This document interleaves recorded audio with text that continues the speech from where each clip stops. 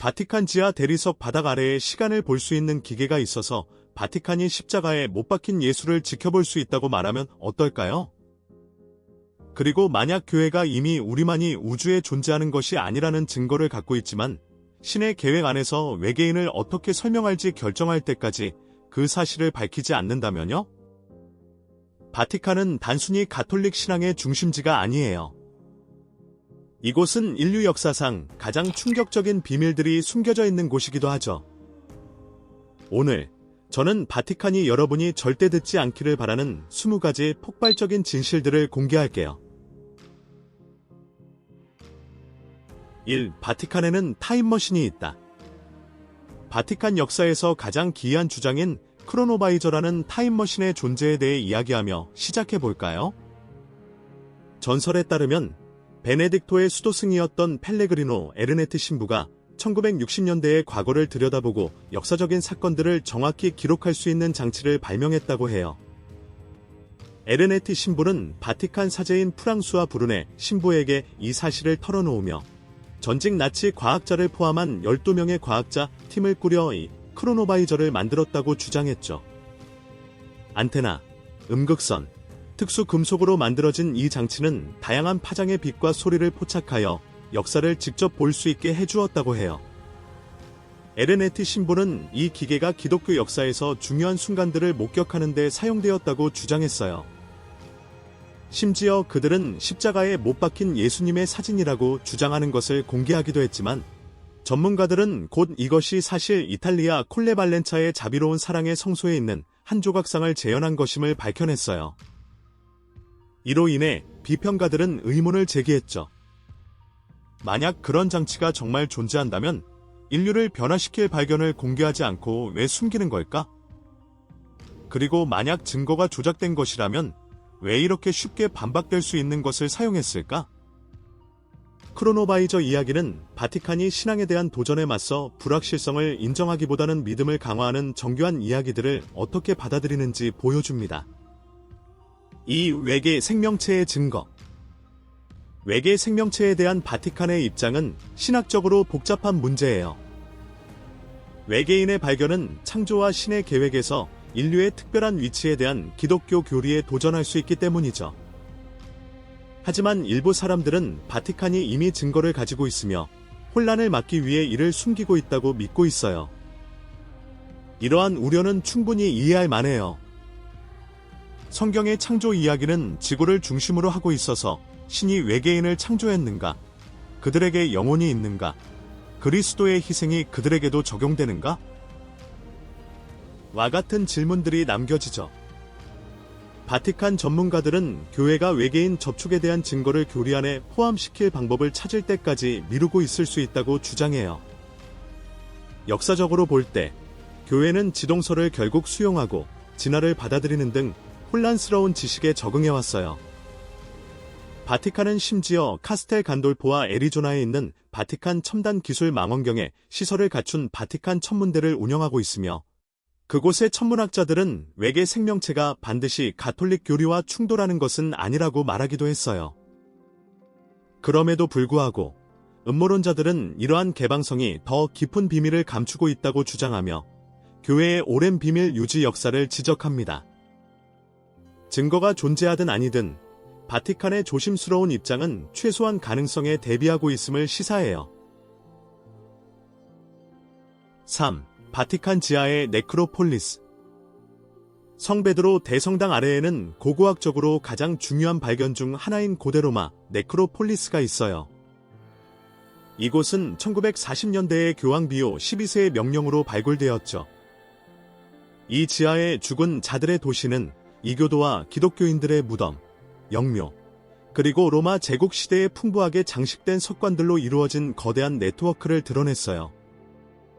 이곳에는 이교도 무덤과 그 위에 세워진 초기 기독교인들의 무덤, 모자이크, 유물들이 겹겹이 쌓여 있어서 로마 문화와 초기 기독교 공동체에 대한 중요한 단서들을 제공해요.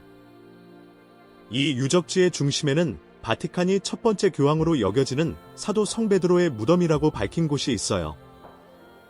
교회는 고고학적 증거들이 베드로가 로마에서 십자가에 못 박히고 현재 대성당이 서 있는 바로 그 바티칸 언덕에 묻혔다는 전통을 뒷받침한다고 주장합니다. 하지만 네크로폴리스에 대한 접근은 여전히 엄격하게 통제되고 있어요. 소수의 사람들만이 특별한 스카비 투어를 통해 방문할 수 있고 대부분의 구역은 연구원들과 대중에게 공개되지 않고 있죠. 이러한 제한된 투명성은 이 방들 안에 또 무엇이 숨겨져 있을지 모른다는 추측을 불러일으키며 바티칸이 말 그대로 수세기에 걸친 묻힌 역사 위에 자리하고 있다는 것을 상기시켜줍니다. 4. 요제프 티소. 바티칸 역사상 가장 어두운 장 중 하나는 나치에 의해 통제되던 슬로바키아의 지도자가 된 가톨릭 사제 요제프 티소와 관련이 있어요. 원래 신학교 교장이었던 티소는 1920년대 슬로바키아 인민당에 입당하며 정치에 입문했죠. 1938년에는 슬로바키아 자치정부의 총리가 되었고 1939년에는 새로운 나치 괴뢰 국가의 대통령이 되었어요. 티소 치하의 슬로바키아는 자발적으로 유대인 시민들을 나치 강제 수용소로 이송한 첫 번째 국가가 되었어요. 특히 충격적인 것은 티소가 사제직을 떠나지 않고 미사를 계속 집전하고 설교를 하면서 수천 명의 사람들을 사형으로 몰아넣는 이송 명령서에 서명했다는 점이에요. 히틀러조차도 가톨릭 사제가 최종 해결책을 돕는 것에 열심인 모습의 아이러니함을 느꼈다고 해요. 티소의 범죄에도 불구하고 바티칸은 그를 공식적으로 파문하거나 공개적으로 비난하지 않았어요. 그는 1945년 연합군에게 체포될 때까지 사제 신분을 유지했죠. 전쟁 범죄와 반인륜적 범죄로 재판을 받은 그는 1947년에 사형을 당했는데 마지막 순간까지 자신의 행동이 신앙과 국가에 봉사한 것이었다고 주장했어요. 5. 테레사 수녀의 진실. 오랫동안 캘커타의 가난한 사람들을 위해 헌신한 성인으로 칭송받던 테레사 수녀는 2016년 성인으로 시성되었어요. 하지만 그녀의 유산은 훨씬 더 복잡합니다. 그녀는 아이티의 독재자 장클로드 뒤발리에와 사기꾼 찰스 키팅 같은 인물들로부터 기부금을 받았고, 심지어 키팅의 범죄가 폭로된 후에도 그의 돈을 가지고 있으면서 그를 칭찬하는 편지를 쓰기도 했죠.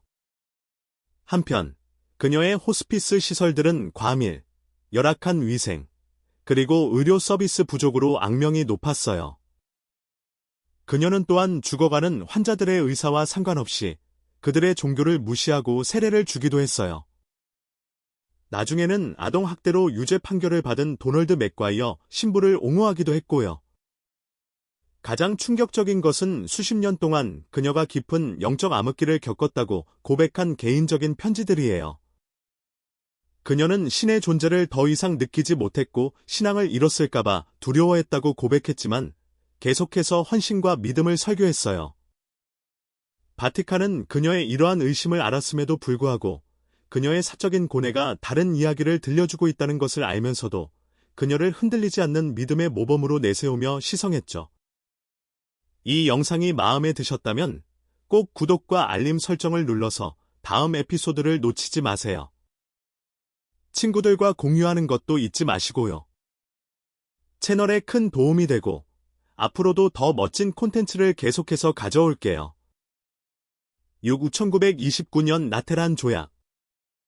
바티칸이 주권 국가로 변모한 것은 신의 명령을 통해서가 아니라 베니토, 무솔리니와의 거래를 통해서였어요. 1870년 이탈리아가 교황령을 점령한 후 수십 년간 이어진 분쟁을 끝내기 위해 1929년 이탈리아 왕국과 교황청 사이의 라테란 조약이 체결되었죠. 이 조약은 바티칸 시국을 독립국가로 인정하고 교황에게 그 영토에 대한 완전한 세속적 권한을 부여했어요. 이 협정에는 오늘날 수억 달러에 해당하는 현금 7억 5천만 리라와 국채 10억 리라를 포함한 막대한 보상금이 포함되어 있었어요. 이 보상금은 바티칸 은행과 같은 기관들의 자금을 제공하는 현대 바티칸의 재정적 기반이 되었는데 이 은행은 나중에 스캔들로 악명이 높아졌죠. 이러한 독립이 무솔리니의 파시스트 정권을 통해 확보되었다는 사실은 오랫동안 교회에게 불편한 진실이었어요. 이 조약은 또한 바티칸의 세금 면제와 이탈리아 내 가톨릭 운영에 대한 국가 지원을 포함하여 여전히 유효한 특권들을 부여했죠. 가장 중요한 것은 교황의 권한이 민주적인 감독을 받지 않는 바티칸 시국 내에서 그의 주권적인 권력을 확인시켜 주었다는 점이에요. 바티칸은 파시즘과의 조약을 통해 독립을 확보한 도덕적 대가에 대해 거의 언급하지 않고 조약의 실질적인 이점들을 강조하는 것을 선호합니다. 7. 바티칸 은행의 나치금. 1946년 미국 재무부의 기밀 문서에는 바티칸 은행이 수백만 달러의 도난당한 나치 금을 세탁하는 데 도움을 주었다고 기록되어 있었어요. 이 보고서는 바티칸이 크로아티아에서 스페인, 남미에 이르는 네트워크의 일부로 전쟁 범죄자들이 훔친 재산과 함께 정의의 심판을 피할 수 있도록 도왔다고 주장했죠. 금의 대부분은 수십만 명의 세르비아인, 유대인, 로마인들을 학살한 나치 괴뢰 국가인 크로아티아의 우스타샤 정권으로부터 온 것이었어요. 이 보물에는 희생자들이 사망하기 전에 빼앗긴 결혼반지, 장신구, 심지어 치과용 금도 포함되어 있었죠. 이 문서가 1997년에 다시 공개되었을 때 홀로코스트 생존자들은 바티칸 은행이 나치 협력자들을 의도적으로 도왔다고 비난하며 바티칸을 상대로 집단 소송을 제기했어요. 바티칸은 주권 면책권을 주장하며 미국 법원이 관할권이 없다고 항변하며 소송에 맞섰죠. 결국 소송은 기술적인 이유로 기각되었고 생존자들은 배상금을 받지 못했어요. 이 사건은 바티칸이 교회이자 주권 국가라는 독특한 지위가 심각한 혐의에 대한 책임을 회피할 수 있게 해주었다는 문제가 되는 패턴을 부각시켰습니다. 8. 아메그덜린 세탁소. 100년 이상 동안 아일랜드의 가톨릭 교회는 메그덜린 세탁소, 메그덜린 론드리즈를 운영했어요. 이곳은 타락한 여성들을 위한 피난처로 알려졌지만 실제로는 상업적 시설로 운영되었죠. 안에서 여성들은 상업용 세탁소에서 무급 노동에 시달렸고 종종 하루에 16시간씩 안전하지 않은 환경에서 일했어요. 이 시스템은 1993년 더블린의 한 세탁소 터에서 155구의 시신이 담긴 집단 무덤이 발견되면서 세상에 드러났어요. 대중의 분노는 국가조사로 이어졌고 2013년에는 정부의 사과와 생존자들을 위한 배상 제도가 마련되었죠. 그러나 교회는 전적으로 책임을 인정하기를 거부했어요. 종교기관들은 배상에 크게 기여하는 것을 거부했고 생존자들에게 도움이 될 수 있는 기록들을 파기했다는 비난을 받았습니다. 이 세탁소들은 현대 아일랜드 역사상 가장 어두운 장 중 하나로 남아있어요. 1994년 르완다 사태. 1994년 4월부터 7월까지 르완다 사태로 약 80만 명의 목숨이 희생되었는데 이는 최근 역사상 가장 빠르고 파괴적인 사태 중 하나였어요. 최악의 사건들 중 다수가 가톨릭 교회에서 발생했는데 수천 명의 투치족이 안전을 찾아 그곳으로 피신했었죠. 그러나 일부 사제들과 교회 관계자들은 보호해주기는커녕 신뢰를 저버리고 숨어있는 곳을 노출시키거나 난민들을 넘겨주고 어떤 경우에는 폭력을 행사하는 이들을 적극적으로 돕기까지 했어요. 가장 악명 높은 사례 중 하나는 아타나세 세롬바 신부였는데 그는 약 2,000명이 안에 있는 자신의 교회에 철거 명령을 내렸어요. 그는 나중에 유엔 재판소에서 자신의 역할에 대해 유죄 판결을 받았죠. 교회의 잘못은 1994년 사건으로 끝나지 않았어요. 그 후 기소된 성직자들은 해외의 가톨릭 기관들에서 피난처를 찾았고 바티칸은 조심스럽게 대응하며 직접적인 기관의 책임을 회피했죠. 2017년이 되어서야 프란치스코 교황이 공개 사과를 했지만 많은 생존자들은 너무 늦고 불충분하다고 여겼어요. 르완다 사태는 교회가 지역 정치와 얼마나 밀접하게 얽혀 있었는지 그리고 분열과 권력의 무게 아래에서 도덕적 권위가 얼마나 쉽게 손상될 수 있는지를 보여주었습니다. 르완다 사태 당시 일부 사제들과 관계자들이 저지른 역할에 대해 바티칸이 직접적으로 책임을 져야 한다고 생각하시나요? 아니면 책임이 관련된 개인들에게만 있다고 믿으시나요? 아래 댓글로 알려주세요. 10예수는 존재하지 않는다? 수십억의 사람들이 예수 그리스도를 숭배하지만 일부 역사학자들은 그가 역사적 인물로 실제로 존재했는지 의문을 제기해요. 대부분의 신약성서 학자들은 그가 존재했다고 주장하며 고대 비평가들이 그의 존재를 부인한 적이 없다는 점을 지적하죠. 그러나 기독교 저작물 외에는 직접적인 증거가 놀라울 정도로 부족합니다. 당시 훨씬 덜 중요한 사건들에 대한 상세한 기록들이 남아있음에도 불구하고 예수 생전에 그를 언급한 동시대의 로마나 유대인 기록은 전혀 없어요. 요세푸스와 타키투스의 가장 초기의 비기독교적 언급은 수십 년 후에 나타나며 독립적인 조사를 바탕으로 한 것이 아니라 기독교인들이 믿었던 것을 바탕으로 한 것일 가능성이 높습니다. 고고학도 거의 추가적인 증거를 제공하지 못했어요. 성지에서 광범위한 발굴이 있었지만 예수와 확실하게 연결될 수 있는 비문, 유물 또는 동시대의 기록은 발견되지 않았어요. 이러한 부재는 그 시대의 가난한 설교자에게는 드문 일이 아니지만 거의 모든 증거가 사건 수십 년 후에 신학적 의도를 가진 저자들에 의해 쓰인 기독교 출처에서 온 것임을 강조합니다. 바티칸은 예수의 존재를 역사적 탐구가 아닌 믿음의 문제로 다루고 있는데 이러한 접근 방식은 기독교의 역사적 기반에 대한 의문들을 남깁니다. 11. 바티칸은 홀로코스트로 돈을 벌었다. 바티칸에 대한 비난 중 아마 가장 문제가 되는 것은 바티칸이 홀로코스트 기간 동안 재정적으로 이득을 취했다는 주장일 거예요. 수백만 명의 유대인들이 목숨을 잃고 있을 때 바티칸은 그들의 불행과 관련된 금융거래를 통해 이득을 보았다는 증거가 있어요. 이 계획은 제2차 세계대전 중 바티칸에 들어간 나치 공작원들과 관련이 있어요. 그들은 바티칸의 자금을 이탈리아 보험 회사에 투자하는 계획을 세웠죠. 유대인 보험 가입자들이 사망하고 그 가족들이 흩어지거나 청구를 할 수 없게 되자 미청구된 보험금은 바티칸을 포함한 투자자들에게 흘러 들어갔습니다. 바티칸은 보험사가 아닌 투자자로서 행동했기 때문에 이 돈을 반환할 법적 의무가 없었어요. 그 결과 가족들을 보호하기 위한 생명보험금은 결국 교회의 불을 불리는 데 사용되었죠. 이는 특히 고통스러운 일이었어요. 자녀들을 위해 저축했던 가족들이 자신들의 상실 후 바티칸의 불을 강화하는 자금을 남겼다는 것을 알지 못했기 때문이죠. 바티칸은 또한 강제 노동에 의존하는 독일 회사들과 사업관계를 유지하면서도 변화를 촉구하기 위해 재정적 영향력을 사용하지 않았어요.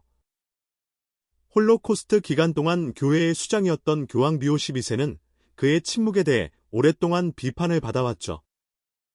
일부 역사학자들은 재정적 이익 때문에 그가 목소리를 내기가 더 어려웠을 수 있다고 시사합니다. 12. 나치 전범들을 도왔다. 제2차 세계대전 후 많은 나치 도망자들이 가톨릭 네트워크를 통해 운영되던 쥐구멍을 통해 유럽을 탈출했어요. 아돌프 아이히만, 요제프 맹겔레, 클라우스 바르비와 같은 인물들은 동조하는 성직자들로부터 제공받은 가짜 신분증을 사용해서 적십자 여행 서류와 남미로 가는 통행증을 확보했죠. 아이히만은 1960년 이스라엘 요원들에게 체포될 때까지 리카르도 클레멘트라는 이름으로 아르헨티나에 살았어요. 맹겔레 역시 아르헨티나에서 피신처를 찾은 후 파라과이와 브라질로 이주하여 사망할 때까지 체포를 피했죠. 바르비는 클라우스 알트만이라는 이름으로 볼리비아로 도피하여 나중에 정부를 위해 일하다가 1983년 프랑스로 송환되었어요. 적십자는 난민들로 인해 시스템이 마비되었다고 인정했지만 로마의 알로이스 후달 주교와 같은 특정 사제들이 반공주의의 동기를 부여받아 의도적으로 전쟁 범죄자들을 도왔다는 증거가 있어요.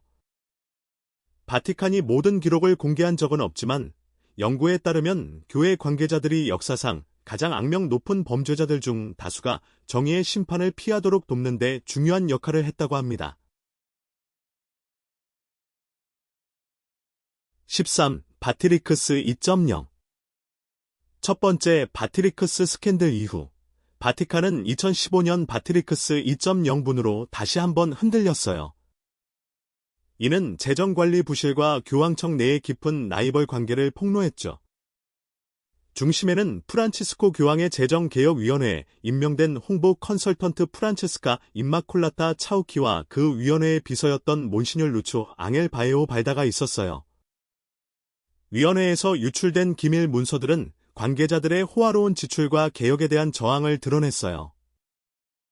차우키와 바에오 발다가 체포되자 그들의 재판은 조작, 유혹, 그리고 개인적인 비행에 대한 비난으로 원래의 재정 스캔들을 압도하며 세간의 이목을 끌었죠. 이 사건은 투명성과 개혁을 약속했던 프란치스코 교황 재임 중에 벌어졌기 때문에 특히 더 큰 타격을 주었어요. 오히려 유출된 내용들은 뿌리 깊은 파벌들이 그의 노력을 방해하려 한다는 것을 시사했죠. 두 피고인 모두 바티칸 재판소에서 유죄 판결을 받았지만 문서들이 폭로한 더 광범위한 문제들인 낭비, 부패, 그리고 내부는 해결되지 않은 채로 남았습니다. 바티칸이 정말로 재정을 개혁할 수 있다고 생각하시나요? 아니면 바트리크스 같은 스캔들이 부패가 너무 깊어서 고칠 수 없다는 증거라고 생각하시나요? 아래 댓글로 알려주시고 더 흥미로운 사실들을 발견하기 위해 채널을 구독하고 팔로우하는 것도 잊지 마세요. 14. 사도 내사원. 바티칸의 관료체제 안에 숨겨진 가장 오래되고 가장 이해하기 어려운 재판소 중 하나는 사도 내사원이에요. 종종 자비의 재판소라고 불리는 이곳은 양심에 관한 문제를 다루는 교황의 법정으로 교황이나 그의 대리인만이 사죄할 수 있다고 여겨지는 매우 심각한 죄들을 처리하죠. 이 재판소는 또한 대사, 인덜전시즈, 수혈을 감독하고 복잡한 성사적 불규칙성 사례들을 해결해요. 모든 절차는 엄격한 비밀리에 진행되며 공개된 기록이나 외부의 감시는 없어요. 이곳이 재정적 부패나 학대 같은 범죄를 재판하지는 않지만 이러한 것들은 다른 바티칸 부서에 속해 있음. 그 비밀스러운 성격은 교회가 대중의 책임보다는 내부 절차에 의존한다는 비판을 불러일으켰죠. 많은 이들에게 내사원은 바티칸이 투명성보다 영적 권위를 우선시하는 그들만의 사법 시스템을 유지하는 방식을 상징합니다. 15. 의사의 사본. 1947년에서 1956년 사이에 쿰난 근처의 동굴에서 발견된 사의 사본은 20세기 가장 중요한 고고학적 발견 중 하나예요. 이 사본들은 2000년 이상 된 성경 본문, 주석, 그리고 종파적 문서들로 제2성전 시대의 유대교 믿음과 관습의 다양성을 드러내며 초기 기독교를 이해하는 데 중요한 맥락을 제공하죠. 수십 년 동안 많은 사본에 대한 접근은 소수의 학자팀에 의해 엄격하게 제한되었고 민감한 자료가 숨겨지고 있다는 추측을 부채질했어요. 일부 비평가들은 비록 사본들이 실제로는 학술위원회와 중동 당국의 통제하에 있었지만 바티칸이 성서 연구에서 그 영향력을 이용해 공개되는 내용을 제한했다고 비난했죠. 사본들 중에 예수를 직접적으로 언급하는 것은 없지만 그의 시대의 유대교가 이전에 생각했던 것보다 훨씬 더 다양했다는 것을 보여줘요. 이러한 다양성은 초기 기독교가 어떻게 출현했는지에 대한 가정들에 도전하게 했죠. 접근을 둘러싼 논쟁은 종교적 권위를 수호하는 기관들과 역사적 기록에 대한 공개 토론을 추구하는 학자들 사이에 더 넓은 긴장 관계를 반영합니다. 16. 재판에 선 남자. 교황 역사상 가장 특이한 순간 중 하나로 바티칸은 이미 세상을 떠난 전직 교황을 재판했어요. 때는 서기 897년이었고 재판에 선 인물은 891년부터 896년까지 교황으로 재임했던 포르모수스였죠. 그의 죽음 이후 그의 반대자들은 그의 결정을 뒤집고 그의 교황직의 유효성에 도전하려 했어요. 그의 후계자였던 스테판 6세 교황은 포르모수스의 시신을 라테란에서 공식적으로 재판에 세우도록 했어요. 그를 대신해 변호할 대리인이 임명되었지만 이미 결정은 내려진 상태였어요. 그는 교회법을 어기고 교황직을 부당하게 유지했다는 이유로 유죄 판결을 받았죠.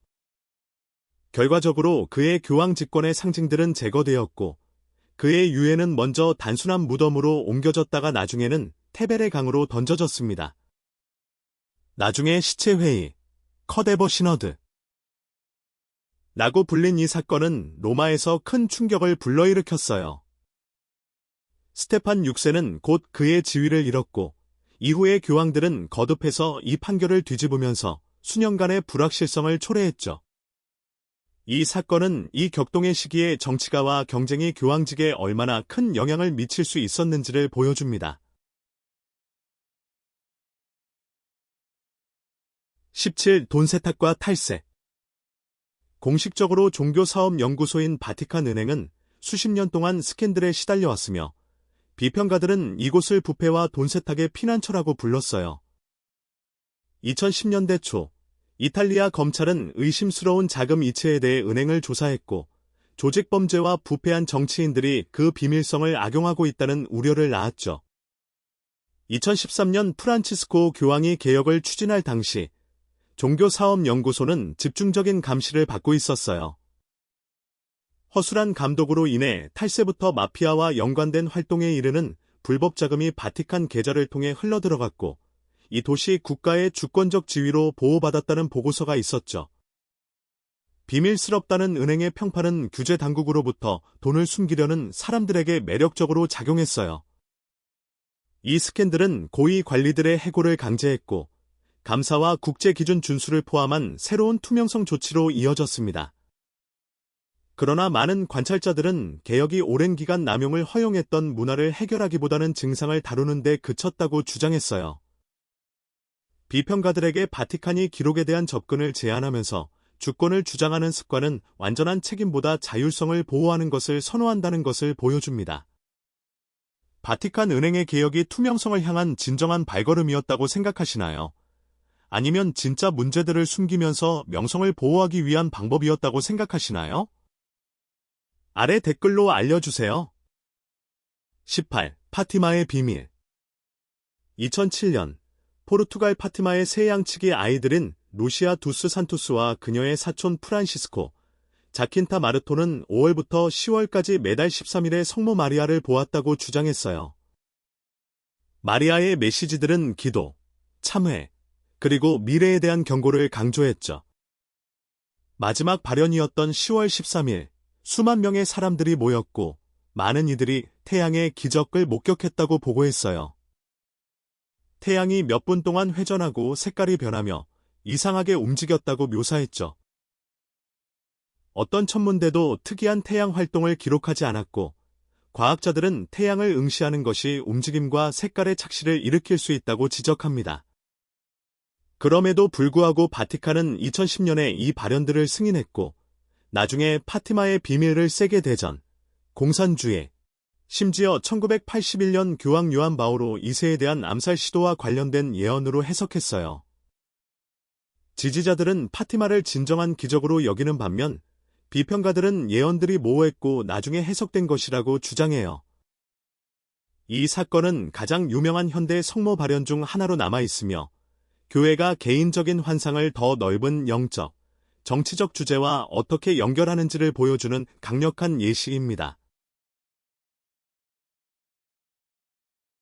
19. 뒤플레시스 고아들. 20세기 중반, 퀘벡의 수천 명의 아이들, 즉 나중에 뒤플레시스 고아들로 알려진 이들은 부당하게 재분류되어 특별보호시설에 수용되었어요.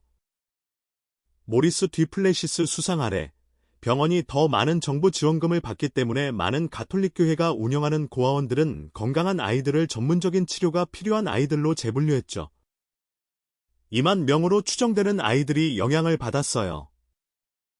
많은 아이들은 단순히 고아였거나 가난한 가정 출신이었지만 고아원에서 병원 환경으로 옮겨지도록 하는 새로운 꼬리표가 붙여졌죠.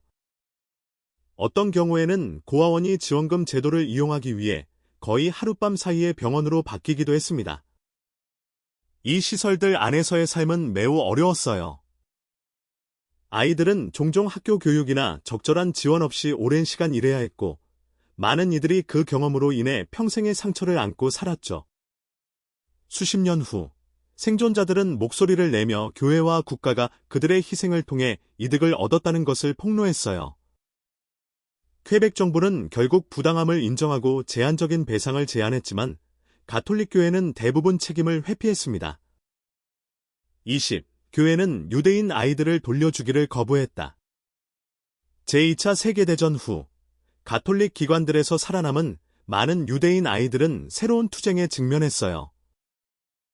홀로코스트 기간 동안 가족들은 나치 박해로부터 아이들을 구하기 위해 때로는 가짜 세례 증명서를 가지고 수녀원, 학교, 고아원에 아이들을 맡겼었죠. 이러한 피난처들은 수많은 생명을 구했어요. 하지만 1946년 바티칸은 세례를 받은 아이들은 유대인 가족에게 돌려주어서는 안 된다는 지침을 내렸어요. 관계자들은 세례가 깨지지 않는 유대를 만들었고 아이들을 교회에서 떼어내는 것이 그들의 영혼을 위험에 빠뜨린다고 주장했죠. 그 결과 자녀나 친척을 찾으러 온 일부 생존자들은 아이들이 가톨릭 신자로 남을 것이라는 말을 들었어요. 이 정책은 깊은 고통을 야기했어요. 어떤 아이들은 자신의 유대인 혈통이나 친척들이 자신들을 찾았다는 사실을 전혀 모른 채 성장했죠. 그들을 되찾기 위한 법적 노력은 종종 실패했는데 교회 당국이 영적인 복지가 가족 관계보다 중요하다고 주장했기 때문이에요. 영향을 받은 아이들의 수는 여전히 알려지지 않았으며 바티칸은 이 사건들의 범위를 완전히 공개한 적이 없어요. 이 20가지 비밀들은 수세기에 걸쳐 오늘날까지 이어지는 한 가지 패턴을 보여줍니다. 바로 바티칸이 도덕적 원칙과 인간의 복지보다 기관의 힘과 재정적 이익을 우선시하는 경향이에요. 타임머신이라는 의혹부터 실제 재정 스캔들에 이르기까지, 전범을 보호하는 것부터 대량 학살로 이득을 취하는 것까지, 세계에서 가장 강력한 종교기관은 자신이 표방하는 가치들보다 자기 보존을 반복적으로 선택해왔습니다. 오늘 영상이 마음에 드셨다면 좋아요를 눌러주시고 채널 구독도 잊지 마세요. 여러분의 지원은 저희에게 큰 힘이 됩니다. 시청해주셔서 정말 감사합니다. 다음 영상에서 만나요.